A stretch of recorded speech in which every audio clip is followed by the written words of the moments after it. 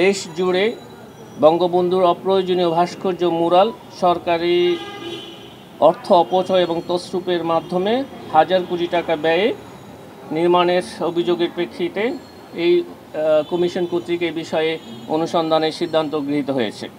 দেশ জুড়ে মুজিব কিল্লা নির্মাণ সংস্কার উন্নয়ন প্রকল্প পরিচালক সংশ্লিষ্ট ঠিকাদার অন্যান্যের বিরুদ্ধে হাজার হাজার কোটি টাকা তছরূপ অতিরিক্ত বিল দেয়া সহ বিভিন্ন অনিয়মের বিষয়ে অনুসন্ধানের সিদ্ধান্ত গৃহীত হয়েছে। অভিযোগ সংশ্লিষ্ট জনাব মুন্নী সাহা, সাংবাদিক ও তার স্বামী কবির হোসেন তাপস, স্বত্বাধিকারী MS প্রমোশনাল, ঢাকার বিরুদ্ধে নিজ ব্যাংক হিসাবে 134 কোটি টাকা অস্বাভাবিক লেনদেন সহ গাতোয়ায় বহির্ভূত সম্পদ অর্জনের অভিযোগের প্রেক্ষিতে অনুসন্ধানের সিদ্ধান্ত গৃহীত হয়েছে। অভিযোগ সংশ্লিষ্ট সুধাংশু শেখর ভদ্র, সাবেক প্রকল্প পরিচালক, post centre for rural community এবং প্রাক্তন মহাপরিচালক, ডাক অধিদপ্তর, ঢাকার বিরুদ্ধে 91,94,06,645 টাকা আর্থিক ক্ষতি সাধনের অভিযোগে দণ্ডবিধি 409 এবং 420 ধারা এবং দুর্নীতি প্রতিরোধ আইন 1947-এর 5-2 ধারায় আরও একটি মামলা রুজুর সিদ্ধান্ত গৃহীত হয়েছে। ইতিমধ্যে এই মামলাটি রুজু হয়েছে।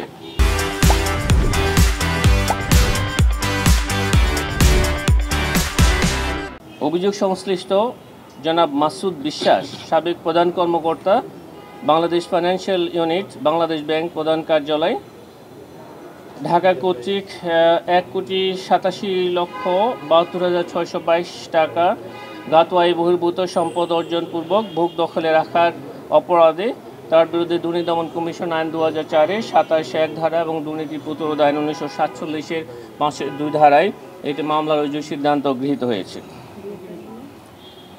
অভিযোগ সংশ্লিষ্ট জনাব কামরুন নাহার, স্বামী জনাব মাসুদ বিশ্বাসের নিজ নামে গাতোয়ায় বহির্ভূত সম্পদ অর্জনের প্রাথমিক তথ্যাদি পাওয়া যাওয়ায় তার প্রতি দুর্নীতি দমন কমিশন আইন 2004-এর 26(1) ধারায় সম্পদ বিবরণী দাখিলের আদেশ জারির সিদ্ধান্ত গৃহীত হয়েছে।